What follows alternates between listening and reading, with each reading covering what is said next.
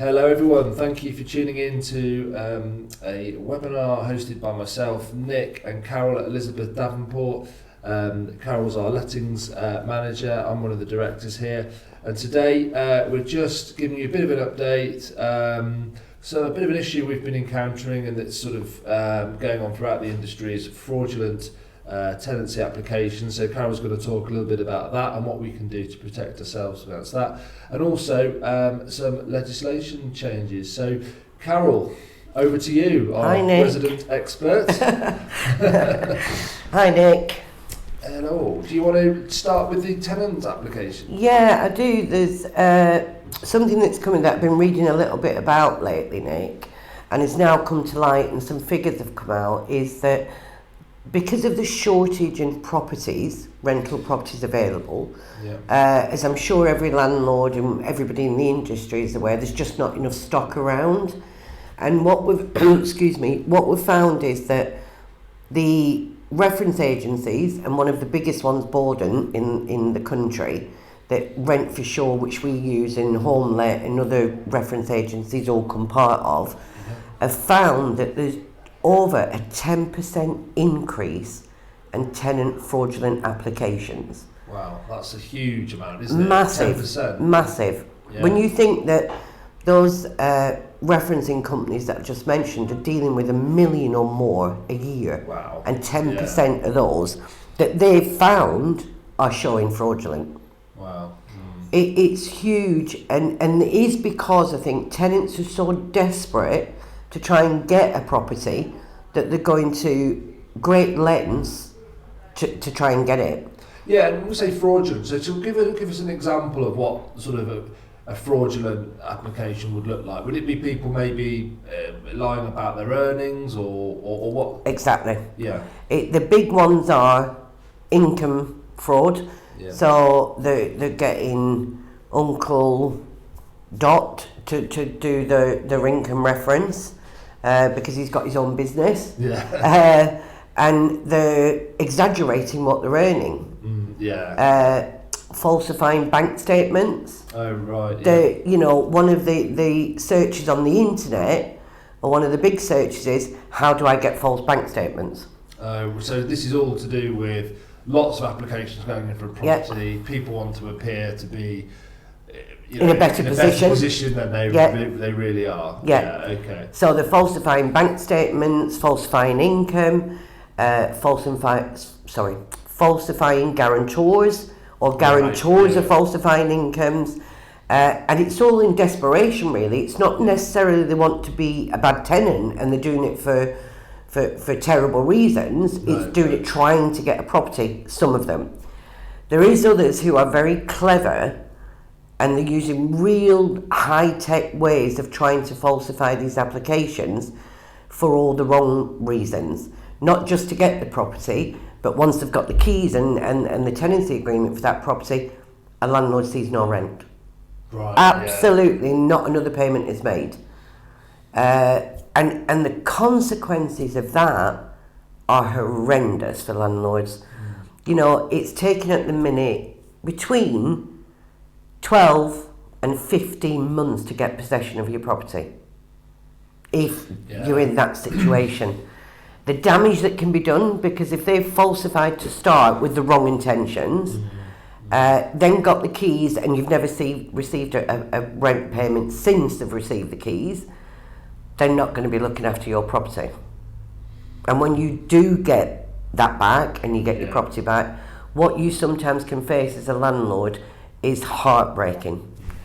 So it's the reference agencies and the reference companies are getting as smart as the fraudsters.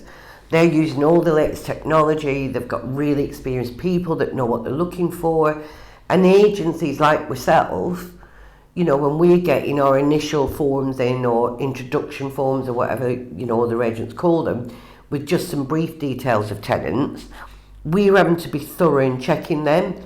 Does that look like a one-man band company? Is it actually a global company? Is it a bona fide company? It's just doing that visual check to start with before it even goes to referencing. It's so important But the reference companies are the one with the technology and the real experience on thoroughly getting income references, landlord references, etc. But, excuse me, it is becoming a bigger problem. And one thing that we're looking at is giving the landlords, or having for the landlords, a rent guarantee and legal protection insurance. Right, yeah. And that's going to go out to landlords where there's lots of benefits to it, Nick. It kicks in after day 31, so after the first month's rent is gone. Yeah. We can then start a claim on that insurance. Right, okay. There's no excess on it, so you don't have to wait a month and then because you've got £800 excess or whatever. Kicks in straight away. It will pay up to 15 months of your 100% rent. Right. Or until you get vacant possession, whichever is the sooner. It will also pay 75% of your month's rent for 3 months after you've got possession. So that... So that'll help, with the void before it becomes... Yeah, the void, and if you've got a bit of work to do on it, at least you've got, a big chunk of that rent still coming in. The other thing it will do as well is that any deposit is there, obviously that's going to be claimed and paid back. It will not, like some of the other insurances, will take that deposit from the rent arrears, so they get it to the rent arrears. I see, yeah. But this will pay that towards any damage that's done. Right, okay. So you will get first at it, and if there is something left, which, if the tenant's destroyed the place, it's not going to be, but if there is, then they will use that towards the arrears. Right, okay. So, and it also will 100%, up to 100,000, cover getting possession of your property. So, I mean, obviously it's that event that no landlord would hope would ever or happen. Any agent would hope, Any agent would hope would happen, but it's just, I suppose, it's mitigating the risk, isn't it? And what kind of costs? I mean, obviously it's going to depend on an individual basis. But have you ever had an experience what the indicative costs? I've really looked into it, and I'm definitely thinking it's something that we're going to be putting out to the landlords. And I would really hope that landlords are seriously going to consider it. And what I'm looking at doing is we can apply that to the landlord, and if the landlord wishes not to have it, he would opt out. So it would be an automatic thing. Yeah. And what the cost is going to be is between 3 and 4% of the month's rent. I'm trying to negotiate for us to get it at the 3%, which I'll do my best to get it at the 3%. Yeah. But the maximum is going to be 4%. And the minimum will be 3% of the month's rent for that property.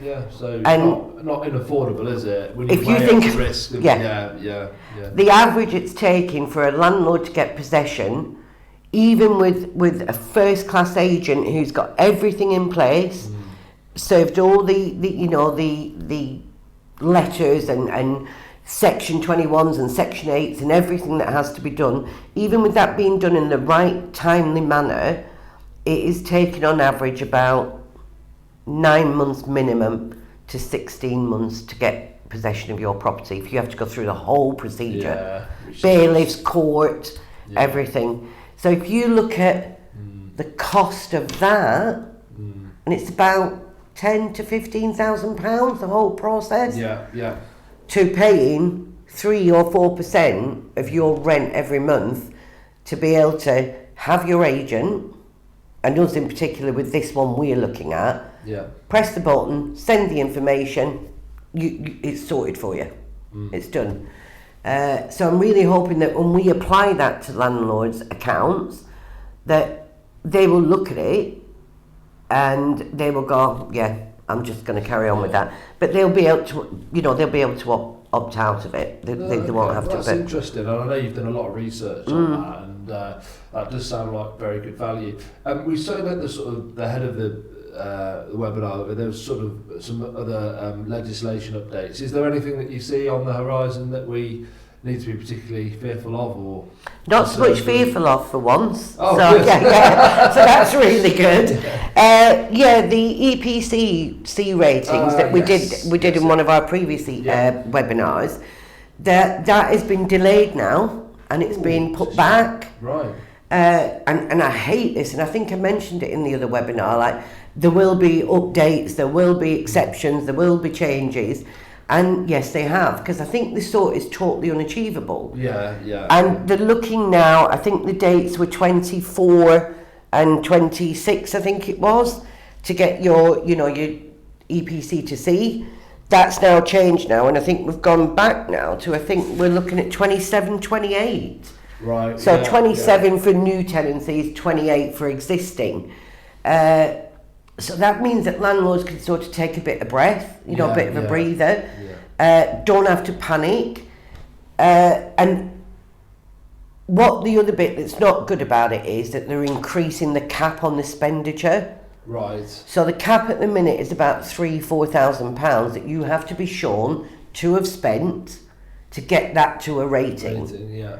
And if you haven't got it at that rating, you can apply for an exception because you've done everything that you could. Yeah. That cap was being raised to 10,000, which is a huge jump. Yeah. Wow. Yeah. They're now talking about raising it to 30,000.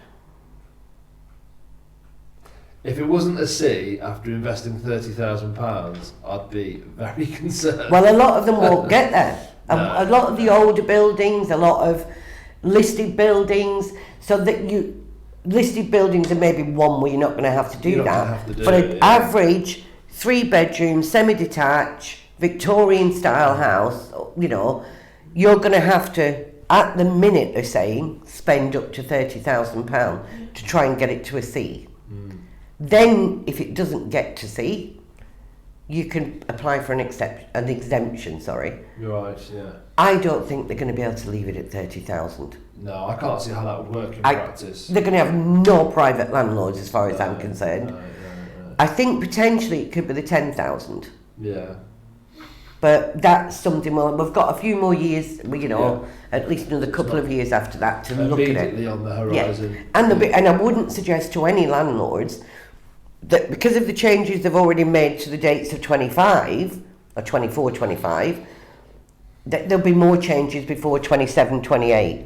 I wouldn't suggest now rushing out and trying to get it to that C level, because you might find that they go, actually C's not achievable, we'll have to do D, or we're going to bring out these grants that you can apply, there'll be all sorts. So don't, just take a bit of a breather and let's see what unfolds in the next 12 or 18 months. Okay, so that's sort of good news on EPC. Was there any other sort of things that are sort of the other big thing, Nick, is the damp and mould. Yes. The decent, you mentioned the standard of, decent, providing the decent standard home. At the minute, that's only applicable to social housing, so the normal housing associations or council houses. It is definitely going to come into the private sector. There isn't a great deal of what they're going to be expecting, but if we look at what's in the social sector, there's definitely going to be some of that, if not a lot of it, coming into the private rented sector. And the damp and mould, as I'm sure you're aware yourself, particularly the mould, it's like weighing scales. Whose fault is it? The tenants not ventilated? Is it landlords because of bad? It's one of our most common maintenance things, isn't it? And who is responsible? Yeah. How do you prove a tenant's not, ventilating? Yeah. How do you prove that there is enough ventilation within the building to allow that to happen? But this decent standard of living, or providing a decent home, is going to be a lot more than that, but that's going to be a big part of it. And what you're going to have to do, landlords are going to have responsibility for ensuring and proving that they have got adequate ventilation systems in a property. Is there enough air breaks, or is there enough fan units? Has the kitchen fans got sufficient? Have the windows got trickle vents? Trickle vents, couldn't think of the word then. Things like that. If all that is there, then we are more likely to be able to, unless it's damp, rising damp, but if it's mould, that maybe that tenant isn't ventilating. You've got a fan in the kitchen that's working adequately. You've got trickle vents. You've got air bricks. You've got whatever else you need. And are you heating it efficiently? Which is really difficult at the minute because of the cost of gas and electric. It's very difficult for tenants. Yeah, that's the other massive thing, isn't it? In the cost of living crisis, you know, a key part to keeping particularly older properties free of damp is by just regularly heating and venting the property. I mean, we all know, ourselves, I know we've been, you know, this winter, you know, not having the heating on and sitting in jumpers, trying to sort of do your bit for what's happening with the energy crisis. So, understandably, tenants are going to be doing the same. And if they're in a property that's got a low, you know, a D or an E, EPC rating, and maybe that building can't be brought up, then trying to heat it during the current situation is almost impossible. But is that solely the tenant's fault, or is it part landlord because it's not the tenant's fault the building can't be brought? It's a real grey area. But landlords are going to have more responsibility to ensure they put things in place to ensure there is ventilation able. And then tenants are going to have a certain responsibility as well. Bit of a tangent, but it almost suggests to me that if I was maybe watching this thinking of, or I'm into buy to let and I'm thinking of getting another property, would you agree that it almost, the way that the direction of travel with the EPCs, with all this stuff with the damper mold, is basically pushing you towards, you know, going for a modern property? So either a new build or something that's because a lot of that ventilation stuff will be covered under the latest building regs, won't it? But if you've got a Victorian property, you're having to retrofit things, and it's very difficult. So it's just something that occurred to me listening to you then, is that it almost seems to me now it makes a lot more sense to go for a new properties where a lot of this stuff is just taken into account with the building regs. Yeah, there's a lot of advantages of going for a new build, but there is. I'm not saying that they're simple solutions, they're not necessarily cheap solutions, but if you are looking at a standard Victorian terrace or a 3-bedroom or a 1950s or 60s, you know, 3-bedroom or 2-bedroom, you know, factor in when you may be looking at modernisation costs to bring it a bit more up to date, factor in looking at one of the hot to cold air ventilation systems that go in the loft. Yes. You know, what are they? If you could fit one yourself, you're probably talking about £700.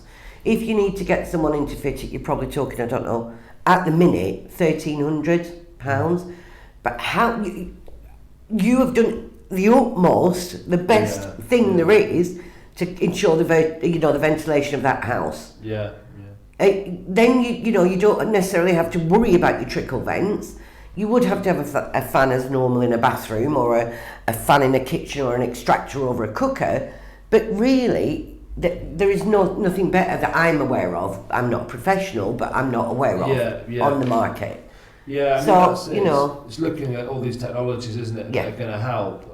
Factor them in when you're looking at buying a buy-to-let. Just think about them when you're, you know, and while you're up there doing the renovation work, make sure you insulate that loft with your 300 mil or, you know, of stuff. One of the other things in that decent home standard that I think is definitely going to come in for the private sector is that this is going to also look at when was the kitchen last fitted, when was the bathroom last fitted. So more cosmetic things. When was the last decoration done? When were carpets last changed? If a property's coming with carpets in it, landlords are saying they don't want tenants to decorate, or they don't give consent for a tenant to decorate. They've gone in and it wasn't a new kitchen or a new bathroom. The tenant's been there 8 or 9 years and starts to say, you know, the kitchen cupboards are getting loose, or they're not, you know, then that is going to be looked at as part of providing a decent standard of home. Right, so, you know... so big changes coming down the There's road. lots more as well, but I'm going to include a lot more of them in our newsletter that's going to go out. Quick plug for that. Anyone who's watching, we're committed to doing a regular newsletter now where we're going to include things like that, legislation updates, lettings updates, with actually links to the relevant documentation. So if you've watched this today and thought, I maybe want to know a bit more about that, we're going to provide that information later on. So please just make sure you subscribe to our newsletter. I think, and we're at the Birmingham, the Landlord's Investment Show, don't We forget. certainly are, yeah, we're very much looking forward Exhibiting to that. there. Yes, going to Villa Park, not watching football for once, it's at the exhibition hall there, so yeah, looking forward to that. And Come yeah, along. yeah, it's in May, isn't it? So Yes, we'll- 17th of May. 17th of May, so any landlords, yeah, watch. I mean, we will mention it, and we'll certainly it will be on the newsletter. But it's well worth coming to look at. There's a number of exhibitors. We're going to be there with a stand where Carol will be able to chat to anyone individually that has any specific queries or questions regarding anything lettings. And there's also going to be some keynote speakers from Yes, industry. seminars experts. are brilliant. Seminars, yeah, great. So yeah, we're really excited about that. So we'll provide some more information on that. And yeah, I think that are we about done for today, Carol? Our new offices as well. We need to be letting them Yes, we all do. know. Gosh, you're very good. I keep forgetting these things to tell people about. Yes, we're in Community Centre, in a lovely business centre there, which is great. I mean, any landlords or you know, wanting the information, again, you can come and see us at the offices there. And again, all that information will be on the newsletter to the addresses. And you're there most of the week, aren't you, Carol? Yeah, And then yeah. anyone that's more Leamington, Kenilworth, Warwick based, one day a week, which I think at the moment is Thursday. It is, yeah, but I can be here any day if they need be. Carol's available in Kenilworth, so yeah, please pop in and say hello. So yeah, thank you very much for watching. We'll be back with another one of these soon. I'm not sure what's next, Carol. I'm sure you'll be Oh, there'll be lots of stuff, I'm sure. There always is. online for something interesting to frighten me about. But no, thank you very much for watching, and we'll be in touch soon.